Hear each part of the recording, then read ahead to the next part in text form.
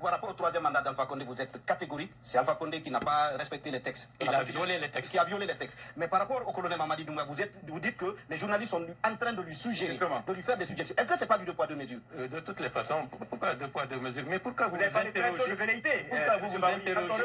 Pourquoi vous vous interrogez? Combattu Dadis, parce que lui aussi. Mais il avait été très clair. On a dit les intentions. Dadis a dit, je vais me présenter. Si je veux, il a quand même dit clairement. Pourquoi? Vous étiez sur la première ligne. Ah non. Contre le stade. Je vais vous dire, pour Dadis, parlons des faits. Parlons des faits. Oui, on va parler des faits. faits. Monsieur Dadis Camara, moi et monsieur Jean-Marie Doré, on est allé nuitamment au camp pour le rencontrer. Il a dit qu'il va se présenter. Attendez, on va le suivre. Laissez-moi. Oui. Vous posez des questions, vous voulez qu'on aille dans votre sens. Sincèrement. C'est pas normal. Oui. Mais il a refusé de nous recevoir. Jean-Marie Doré et vous? Bien entendu. On a vu le secrétaire général, le secrétaire permanent. Je sais que tu es du RPG. Le secrétaire général. Le secrétaire permanent. Moussa Keïta. On est allé avec une délégation pour avoir les positions claires. C'était l'ambiguïté. Total. Et par la suite, il y a eu des discours, il y a des attitudes. Il y a des... Ça, c'est important. Après, vous posez la question. Non, il parle d'ambiguïté, mais il ne dit pas exactement. C'était clair. Donc, il a exactement, il a exprimé avec certitude. C'est de ça que nous voulons savoir, M. Barou. Non, je sais. Parce que vous parlez d'intention, là. Non, il n'y a pas d'intention. Il ne faut pas que c'est les journalistes qui prêtent les intentions au colonel. Et pourtant, c'est à cause de ces intentions que vous avez combattu Dadis.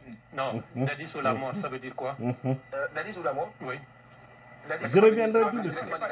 C'est pas directement Dadis. Bon, soyez responsable. Vous manquez de responsabilité aux yeux de l'histoire de la Guinée. C'est une forme de révisionnisme dans d'autres pays. Dans d'autres pays, je vais être clair, dans d'autres pays, vous passez devant les tribunaux. D'accord. Pas pour les raisons fermées ces médias. C'est une mise en cause de l'histoire de la République de Guinée. Maintenant, une petite question. 10 ou 12 points, les étapes à remplir pour le retour à l'ordre constitutionnel. Les 10 points ou les 12. Est-ce que selon vous aujourd'hui, leur évolution sur le terrain garantit le retour à l'ordre constitutionnel à la date indiquée? Parce que jusqu'à maintenant, l'avant-projet de la Constitution qui devrait être disponible au mois d'avril, nous sommes en fin septembre, le document n'est toujours pas disponible. Et ça, c'est en 2024. Ici, vous pensez que le colonel respecte ses engagements de départ? Il ne les a pas... En 2023, j'ai oublié.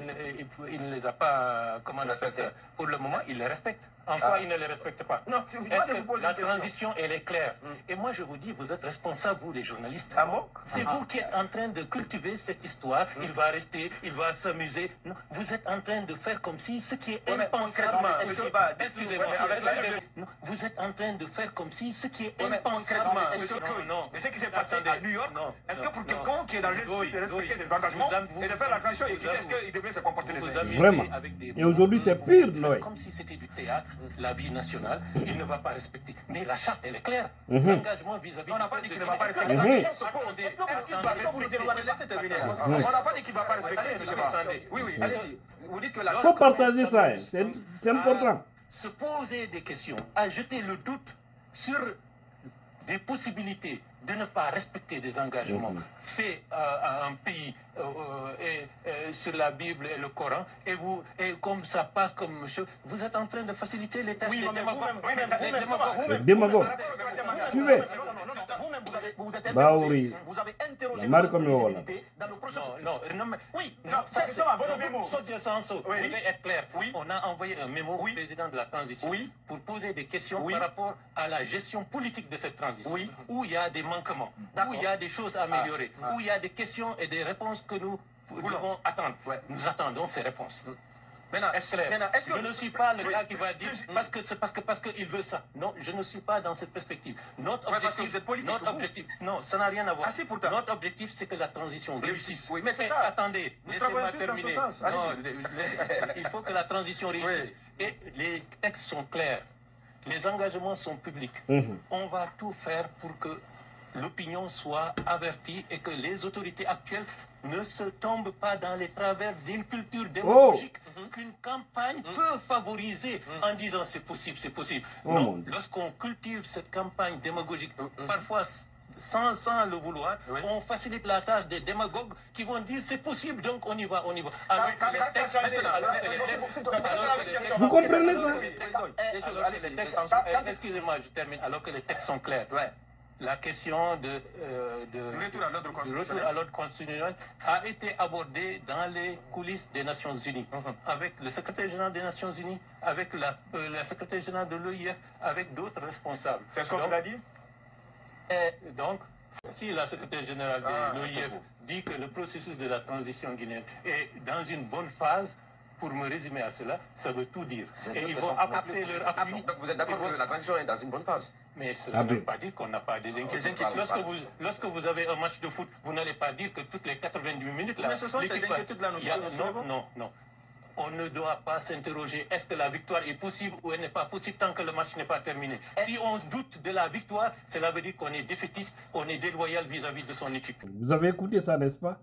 On dit que Baouri, Premier ministre, Mamadi Doumbouya Omneni, qu'on ne hala hanki.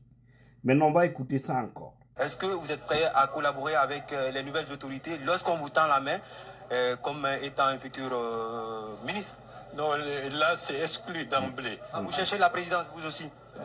Il faut que, je vais dire les choses clairement. Il faut donner à César ce qui appartient à César. Qu'est-ce que vous appartient, M. Baouri? Non, les partis politiques doivent concourir à apaiser la situation nationale, à se préparer pour les élections à venir. Très bien.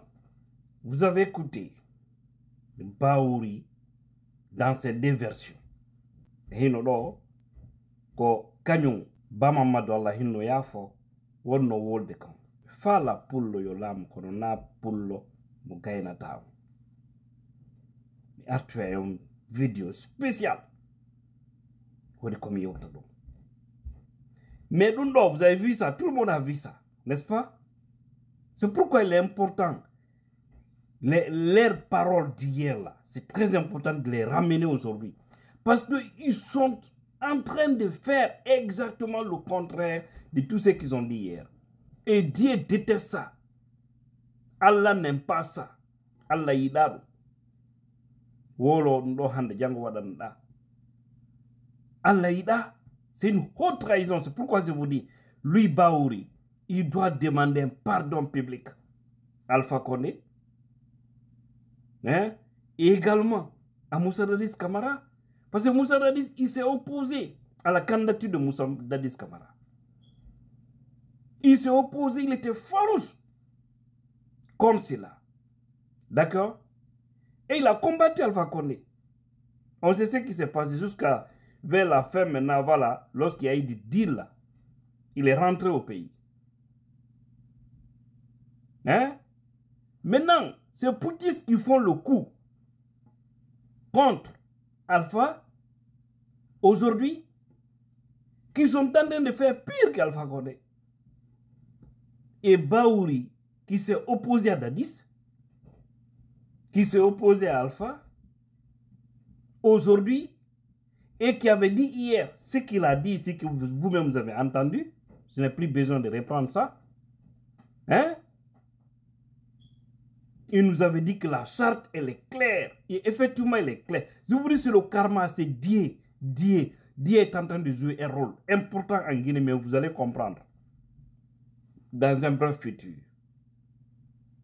Si vous avez vu, personne ne les a poussés, personne n'a mis pression sur eux pour venir nous dire que personne ne sera candidat parmi eux. Et puis, ils ont joué avec le Coran et la Bible. Hein? Ils ont pris le Coran et la Bible pour jouer, parler, jurer. Et aujourd'hui, ils foutent ça par terre. Et ils pensent qu'ils vont réussir avec ça. Allah ne va pas accepter. Vous serez coincés, vous serez bloqués. Et tous les péchés sur vous là. Nous faut y attendre. Vous savez, quand je parle avec sincérité. Mais ça me choque la situation. Lorsqu'on a des cadres, des hommes qui ont fait de grandes études, mais qui n'ont aucun respect de la parole donnée, et qui accompagnent des collégiens, des lycéens, qui se sont accaparés du pays et du pouvoir avec des armes, qui s'imposent, qui les accompagnent dans cette fausseté. Je me dis, ce pays-là est bloqué, est barré. J'ai vu maintenant leur travail, hein, c'est d'envoyer les féticheurs, hein, qui vont même jusqu'à prier, les charlatans, qui prient avec Mamadi Doumbouya. dans les mosquées, le jour de l'affaire, vous avez vu le jeune qui était derrière Mamadi Doumbouya. Et c'est quelqu'un qui est dans l'affaire de fétichisme et autres là. Il travaille avec ces gens-là, affaire de galants. C'est pourquoi j'ai dit, ceux qui ont le Coran en main, ceux qui sont avec Allah, qui sont avec la parole de Dieu, et non pas ces fétiches. Parce qu'avec de vérité là, actuellement pas pour ne rien les Guinéens, ben de mokala no mai. Uno nyo ina Guinée, no nyo ina moy da berkumu no mai. Fop, les gens sont soumis actuellement en Guinée. C'est pas fortuit. Il y a affaire de gris-gris, il y a affaire de fétiches dedans. Mais vous qui avez le Coran, levez-vous, faites votre travail. Faites votre travail. Parce que ça là, ça doit laisser les Guinéens. Les Guinéens sont envoûtés. Ce qui se passe actuellement là, c'est ce qu'on appelle par exemple Nyami Djodo. Tu mens, tu t'assois. Tout ce que l'homme te dit, c'est ce que tu fais. Et actuellement, vous voyez la démagogie, la propagande. Et Baouri parlait ici exactement de cette affaire de démagogie. Et aujourd'hui, il fait partie de l'un des boss de cette démagogie en Guinée. Vous l'avez suivi tout récemment où il parlait. On famille, quand on famille, à même famille, au camp bébé famille. Ils sont eux qui ont créé ce faux slogan pour arnaquer le peuple, pour maintenir Mamadi Doumbouya. En fait, il faut raisonner quoi, en fait. C'est pourquoi je vous dis, tous les moyens sont bons pour faire partie de Mamadi Doumbouya. S'il y allait donner la force à certains hommes en tenue pour faire face à cette situation-là, je vous jure, le peuple, ça sera salué par le peuple. Parce que tous ceux qui crient Wuruwara, c'est des opportunistes. Le jour où ils vont entendre Mamadi n'est plus aux affaires, ils vont se... Vous voyez, non? Quand vous voyez le chien dans la rue, la queue du chien, c'est toujours collé, non? Hein? C'est collé. Il n'y a pas de bruit. Mais quand il est celui, c'est comme ça. Vous voyez, non? Donc c'est comme ça, ces opportunistes, actuellement parce que oui, ils pensent que la situation est contrôlée, ils pensent que oui, et ils sont permis de tout faire, ils font n'importe quoi, n'est-ce pas? Mais le jour où vous allez entrer, Bogoum, Mamadi n'est plus aux affaires, ils vont la fermer, tous et toutes. Personne, vous ne verrez personne dehors. Et nous, je vous jure sur l'honneur, Inch'Allah, nous allons mettre terme à cela. Et rassurez-vous que si Dieu nous donnait santé et longévité, nous là, nous allons diriger la Guinée là. Nous allons diriger, et on connaît tout le monde.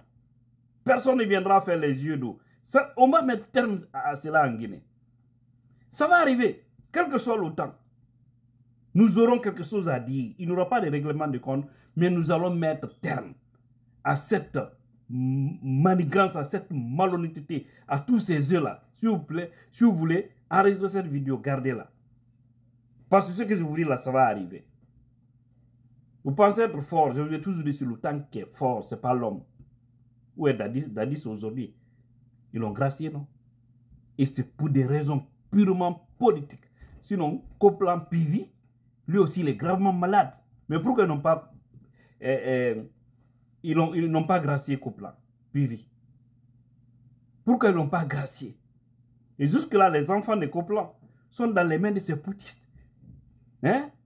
Ils ne sont pas reconnaissants, ces gens-là. Tout ce qu'ils ont fait du bien, ils ont, au retour, ils les ont cognés avec l'ingratitude. Et vous avez tous suivi l'imam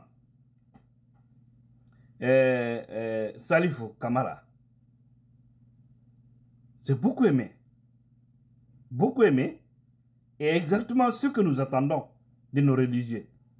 Devant Mamadi, devant tout le monde, dans son sermon, il a carrément dit d'éviter des accusations, évitez d'accuser votre procès, évitez de faire du mal à votre procès, évitez d'être ingrat dans cette vie. Et tout ce que le vieux disait, exactement, ça résumait la gestion de Mamadi Doumbouya. Et la Maman Sali Kamara, premier membre de la mosquée de Faïsal. J'ai beaucoup aimé. Voilà des messages qu'il faut vraiment véhiculer. Aujourd'hui, regardez tous les bienfaiteurs de Mamadi, il les a trahis. À commencer par les forces spéciales. À commencer par, en allant vers les forces vives de Guinée. Hein? Le FNDC. l'UFDG. D'abord, son premier bienfaiteur, Alpha Condé. Parce que c'est une haute trahison. Il a trahi Alpha. Parce qu'il a fait le coup, on pensait que c'était pour du bien. Mais il fait plus qu'Alpha. Il fait plus mal qu'Alpha. Donc, tous ces péchés-là maintenant sont dans un fui. D'accord? Ça ne fait que monter. Ça va arriver à un niveau là. Pouf, ça va exploser. Et lui, Mamadi va se retrouver par terre. Lui et tout son groupe, au fait. C'est triste, hein? Vous avez suivi Baouri qui avait dit qu'il n'est pas prêt à travailler avec ces gens. Et aujourd'hui, c'est lui qui fait la promotion de la propagande. Il souhaite que Mamadi se présente. Il souhaite, et les Maurice Sanda et autres là, des gens qui disent qu'ils ont fait des hautes études, des gens qui disent qu'ils sont des intellectuels, ils soutiennent le mal. C'est pourquoi j'ai dit, les hommes en tenue là, regardez-moi, je sais que vous me regardez très bien. Je sais que nous serons là. Et rassurez-vous que le peuple sera de votre côté. Tous ceux qui auront le courage de nous débarrasser de ce mauvais système, pas encore pour s'installer, mais pour nous organiser des élections dans 3 ou dans 6 mois, sans être candidat. Laissez le peuple choisir les futurs dirigeants. J'avoue que vous sortirez par la grande porte et nous allons vous célébrer. Vous serez des symboles. Tout homme en tenue qui va faire ça. Parce qu'il faut ça. Après, ils vont dire, non, vous êtes en train d'inciter les gens à faire ça. Pourquoi ils se sont attaqués tout récemment à Alpha Condé? Pourtant, Alpha était dans ses droits. Mamadi a fait, qu'est-ce que Mamadi a fait? Est-ce que Mamadi est allé par des urnes pour dire qu'on ne doit pas parler de ça? Mamadi a quelle légitimité? Il a quelle légalité? Rien absolument. Donc tous les moyens actuellement sont bons pour lui faire partir. Parce qu'il a trahi. Quelqu'un qui trahit est un traître. Et les traîtres, il faut les mettre à leur place. Baouri, déception. Tous ceux qui les soutiennent aujourd'hui, c'est une déception totale. C'est la honte. C'est bien la puissance, votre bien-aimé.